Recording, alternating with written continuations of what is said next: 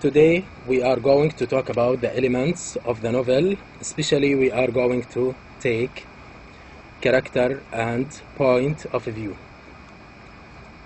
As usual, we are going to ask some questions about last lecture. So let me ask you before that about the last lecture. I will try to get a brief idea about these questions. So tell me, what was the title or the topic of the last lecture? Yes, it was about the main types of the novel. Who can tell me how many types have we taken? Yes, we have around 11 types. I will ask you this question. Name 3 types of novel. 3 types. Give me 3 types of novel.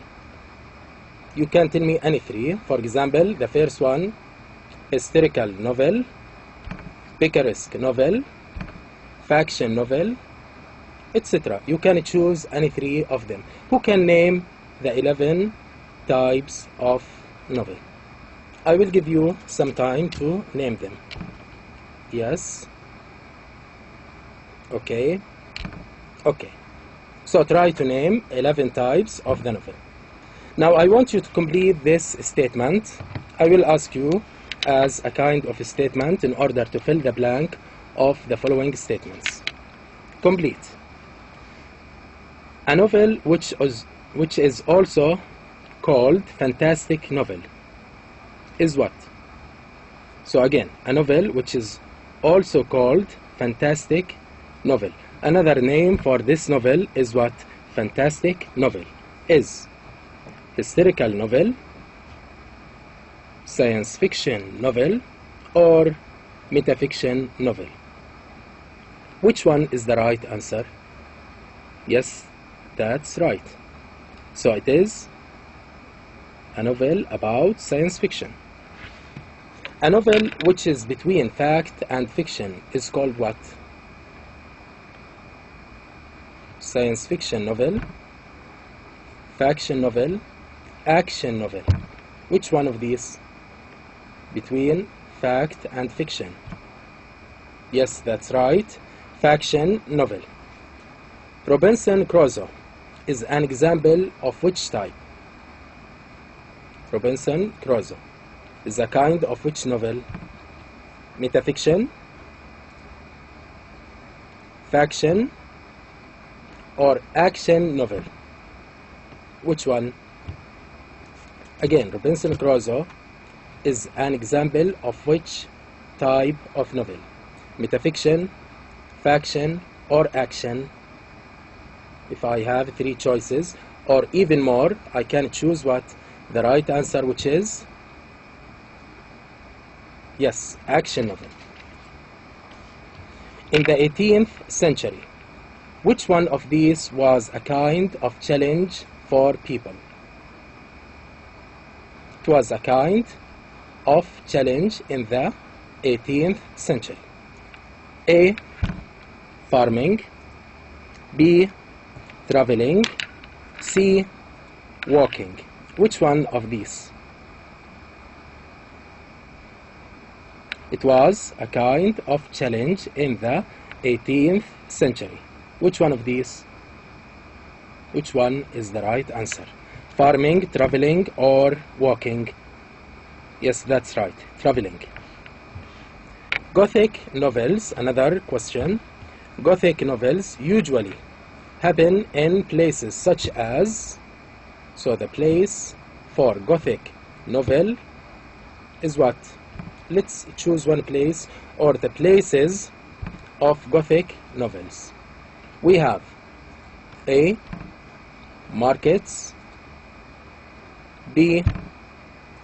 Graveyards, or C. Gardens. Again, the choices we have markets, graveyards, or gardens. So we can choose the places for Gothic novels Yes, that's right. Graveyards. So again, we can have a brief idea about these kinds of novels. We have the regional, as you remember. Let's try to remember the names or the types of these novels. We have regional novel, novel of action, social novel, faction novel, picaresque novel, gothic novel, science fiction novel, Bildungsroman novel, metafiction novel, historical novel, and the last one, letter novel. Remember that we have more than one name for each type of novel. For example, who can tell me another name for faction novel? Yes. What's the answer? Faction novel, we can say it is non-fiction novel. Who can tell me another name for letter novel? Yes, that's right, epistolary novel. Okay, that's it. Now let's see today's lecture.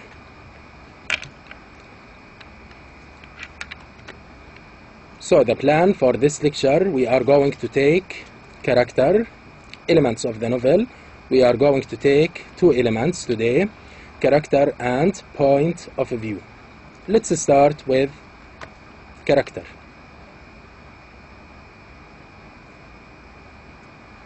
So we have to know the concept of characterization. Characterization, according to Wikipedia Encyclopedia, it is the art of creating characters for a narrative. It is a literary element and may be employed in the works of art or even in everyday conversation. Again, according to Wikipedia Encyclopedia, it is the art of creating characters. So, characterization is the art, not characters, is the art of creating characters. It's not making, it's not portraying, it is creating to find new characters. So, it is the art of creating characters for a narrative. As we said, narrative is also called fiction or a kind of a story. It is a literary element and may be employed in the works of art or even in everyday conversation. So we can create characters from our own imagination in our day life. So we can say we met a person and in reality we didn't meet this person. So we created this person from our imagination. Characterization is the process of conveying information about characters in fiction. Characters are usually presented through their actions, we will see that later, actions and thoughts. So these are very important for portraying or creating characters in fiction. We have actions, thoughts, and description, which is physical description, the appearance of characters and the physical properties of them. So again, characterization is the process of conveying information about characters in fiction. Characters are usually presented through their actions and thoughts as well as by description. Characterization can take into consideration a variety of aspects of character, such as appearance. So a novelist must have into his consideration the following in order to create his characters: the age. Before that we have the appearance. How does the character look? Age. Gender, we have to decide whether the character is male or female before we continue. From the name we can conclude whether he is male or she is female. So we have gender, educational level, vocation or occupation. What's his job? What does he work? We have to set that in order to find the picture of this character. Financial status, whether he or she is rich or poor, marital status, whether he or she is married or single, social status, whether he lives or she lives with her family, with her social background or not, cultural background, hobbies, his favorite or her favorite, sports, etc., religious beliefs, ambitions, motivations, personality, etc. A novelist must take these into his consideration in order to create a good and memorable characters. Now let's go back again. It's very important. Characterization is the process of conveying information about characters in fiction. Characters are usually presented through their actions, thoughts, and description. Characterization can take into consideration a variety of aspects of character, such as appearance, age, gender, educational level, vocation or occupation, financial status, marital status, social status, cultural background, hobbies, religious beliefs, ambitions, motivations, personality, etc. All these are very important to create a well-known character. Characters are considered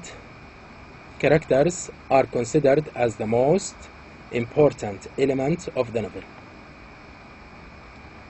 So let me ask you, why are characters considered as the most important element of the novel? Why? Think of this question before we continue. Now let's see a kind of answer. Characters have great effects on other elements such as the plot or the action of the novel, the place and time of it, and the other elements. So, characters can affect all the elements of the novel all over the novel. So, characters can affect all the elements of the novel such as plot, theme, setting, etc. We have a great influence of characters on these elements. Characters also help in revealing another answer. Characters also help in revealing the message behind the novel. So we can sense that a character or some characters can carry the voice of the author or the novelist. So we can sense from the actions, the dialogues of one character or more that this character carries the voice of the novelist. So we can get the message of the novelist from this character. They interact, characters interact with the readers. We have interaction more than places. We can interact with people more than with places, with the theme, with other elements. We can sympathize with these characters, or we can hate them, we can love them. Let's see. Characters interact with the readers, or readers interact with characters in many different ways. There is a kind of emotional effect on the readers. They make them hate or love them, or hate or love things they talk about. There is no human being who is perfect. Remember that. There is no human being who is perfect. Also, there is no character who is perfect in the novel. So we can sense that we have some effects of characters, but these characters are not perfect. We can't say these characters are perfect creation. Character is everything. We have a quotation. Character is everything in literary fiction. It doesn't mean that the character replaces plot and setting or other elements, but that the character relates to all of them. So remember that again. When we say a character or characterization is very important element in the novel, it doesn't mean it can stand without other elements. Other elements are very important for characterization. We can't disregard other elements. So they go hand in hand to build a good novel. Politan says in his book The Anatomy of the Novel in 1975 that character in a novel is not puzzling as character in real life. A novel is short, it is a work of art, so it is selective. So the novelist selects some sections from real life or semi-real life. The novelist must start with his own assumptions, preoccupations, and experience. Again, character in a novel is not puzzling. Is not puzzling as character in real life. So let's explain this. So character in a novel is a kind of clear creation of normal properties, characteristics, behaviors. We can understand his or her behaviors all over the novel. But in real life, sometimes we don't understand the behaviors of some people or the actions or the properties of some people. So we have a great difference between characters in the novel or in fiction and people in real life. In real life, people are more complicated, more difficult to understand, we have a lot of properties we don't see sometimes. When we focus, we can see only one or two properties or characteristics of them. But in the novel, we can analyze the character and see all the properties of this character, and we can understand his actions all over the novel. So character in a novel is not puzzling as character in real life. A novel is short. Remember that in real life we can't follow a human being for around 70 or more, sometimes for 100 years. We can't follow one character. So human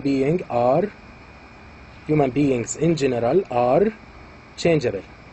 So we can see them loyal at their beginning, for example, and they will be not loyal in the future years. So this is puzzling for not the reader, for us in real life. So we have a great difference between character in the novel again and a person in real life. So it is selective also. We take a short time, 1 year, 20 years, and they will pass in around maybe 1 or 2 hours. I can discover all these years. But in real life, I have to follow this character for 20 real years. So I have to live with this character or this person in order to understand a person in real life. I have to follow this character for 20 years to understand him. But in fiction, I can discover the properties, the actions in around maybe 1 day or 2 days if you are a good reader of fiction. A novel is short, it is a work of art, so it is selective.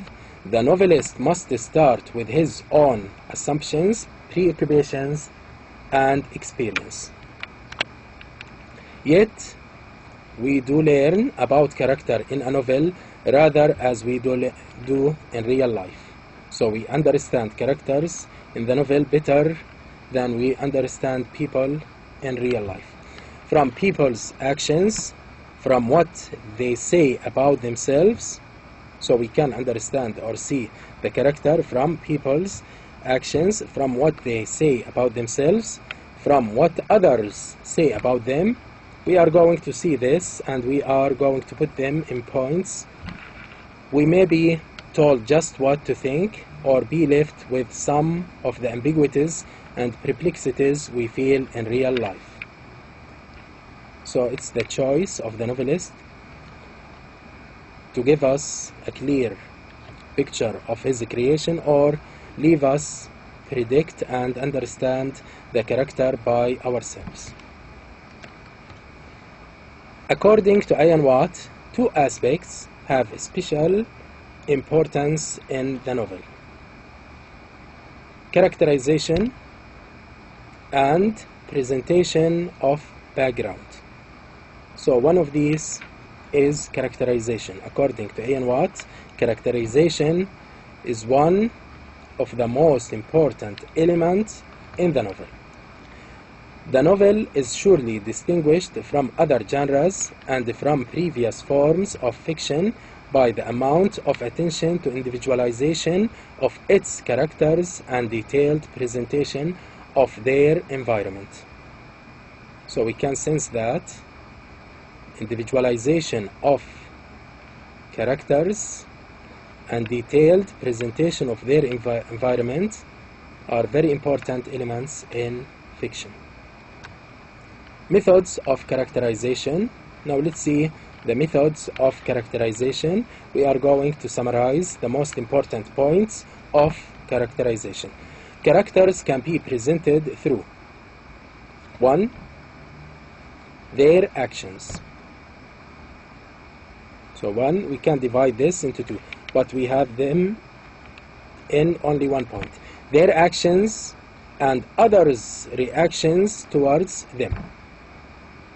So they can be presented through their actions or others' reactions towards them. As E.M. Forster says, it can only keep us going by and then and then. So we are going to discover more and more. One is not interested in the author no more.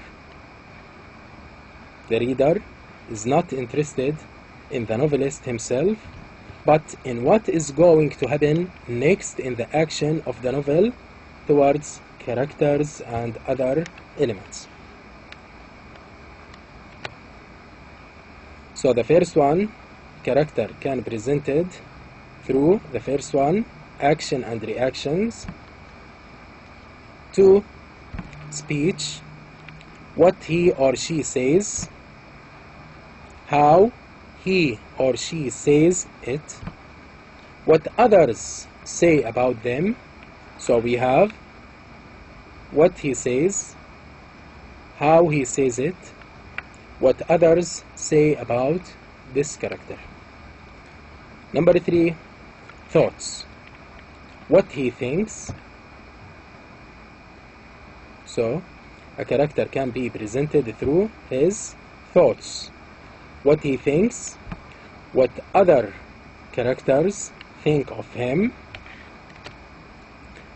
And the fourth one, physical appearance, how he looks, other characters' description of him. A good novelist tries to make his characters move as real people, not act like them. So a good novelist tries to make his characters alive or lifelike. A good novelist tries to make his characters move as real people, not act like them. This is the appearance of characters. You can imagine that and you can think of characters, actions, physical appearance, their talking, etc. A character would be credible if he has natural features.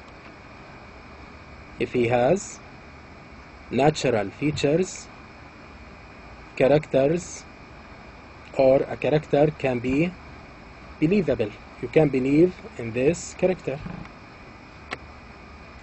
Again, so any character can be presented through four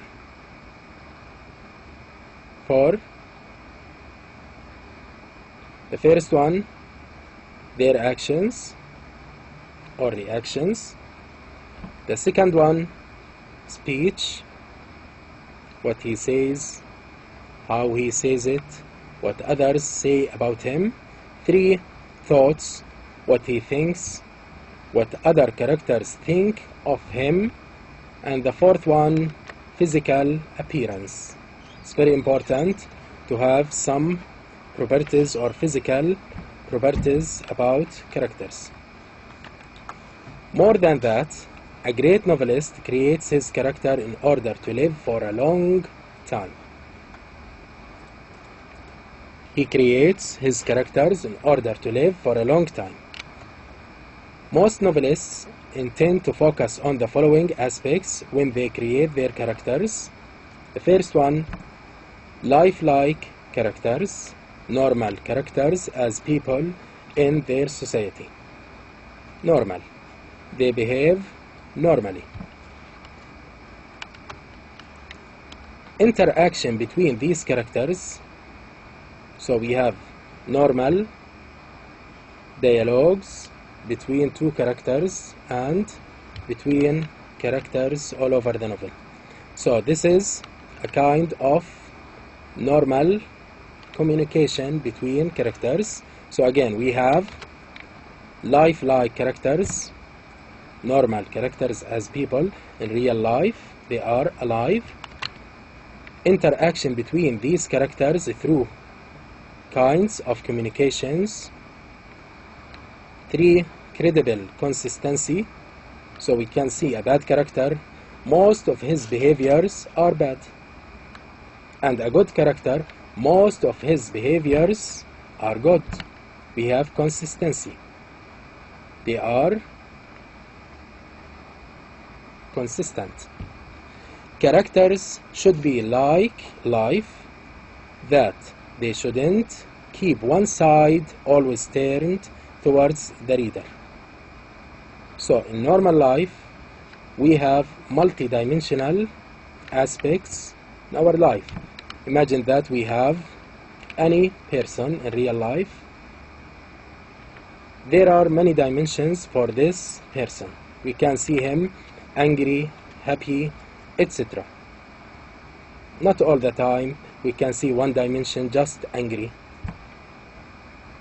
It's not normal, or it is not lifelike. If we see a character all over the novel, we can say it is a stock character, and we will see the types of characters later on. So in normal life, if we have a person who is always angry, it is abnormal. It is not normal. So we can see different dimensions of characters if we are going to create good characters. So characters should be like life, that they shouldn't keep one side always turned towards the reader. They should show life itself in their actions. We have different aspects of life. We have sometimes people who are busy, who are relaxed, who are asleep, or other properties of people. Readers can't usually remember different places from different novels, but they can remember characters from different novels for a long time. So imagine that we have read around 20 or 50 novels. Why do we remember some characters and we don't remember, for example, places or the theme or even the time? We don't remember the time. Sometimes we can remember the hero, the protagonist, the anti-hero or the antagonist, and we will see the types of these characters later on. Why do we remember such characters? Think of this question. The answer, I will suggest an answer for this question. Since characters are very important in novels and can make them successful or not. So if I want to say that this novel is a successful novel, so I have to find successful characters. Since characters are very important in novels and can make them successful or not, a lot of novelists name their novels after their characters. So we can remember some characters in some novels because the names or the titles of these novels are called, yes, by using what? The names of their characters. For example, Defoe's Robinson Crusoe, we have the hero who is called Crusoe, and this is the title of the novel itself.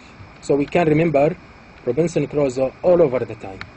Dickens, we have David Copperfield. We can remember this name, or we can't forget this name all over the time. So we have Dickens, David Copperfield. David Copperfield is the protagonist in this novel.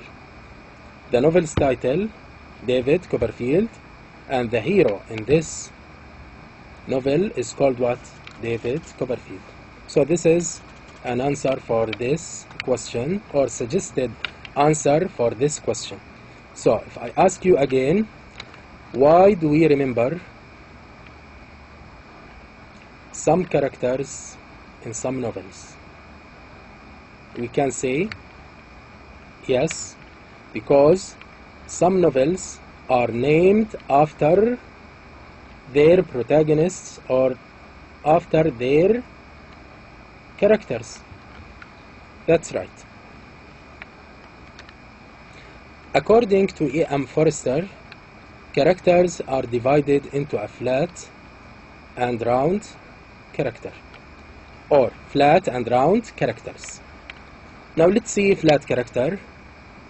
Flat character, from the description of this character, he is a flat or she is a flat. You know the meaning of a flat. It was called humorous in the 17th century, since in the 17th century writings we can sense a sense of humor in these characters. They are humorous. We can laugh at their action and their behaviors. This kind of character is constructed around a single idea or quality. So this kind of character is constructed around a single idea or quality.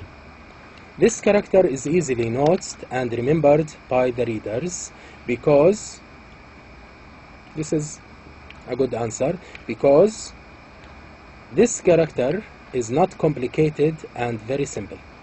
So we can remember flat characters because they are simple and they are what? Not complicated. It's true that human being has more complexity than that shown in flat characters, but it is the novelist's touch in which this kind of character has a great impact in the novel.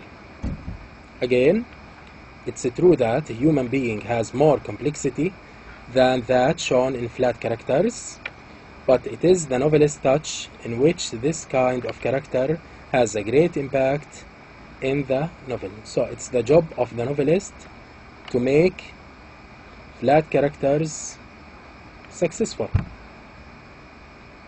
So we can sense it is the novelist's touch. It's the novelist's touch. A flat character doesn't present different attitudes, only one or two attitudes all over the novel. A flat character is static to some extent. So this kind of character is static. It will stay all over the novel in the same situation. Now let's see the other kind of character, a round character. A round character is complicated. He has different attitudes towards life. He is constructed around many different ideas and qualities. So we can compare this character to a flat character. A flat character is constructed, yes, around one idea or single idea.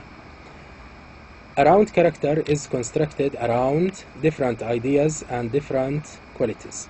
A reader can judge this kind of character from the first meeting in the novel, such as a flat character. So we can judge flat character easily, but we have to wait until to see more about the round character. Usually he has a great influence on the action all over the novel.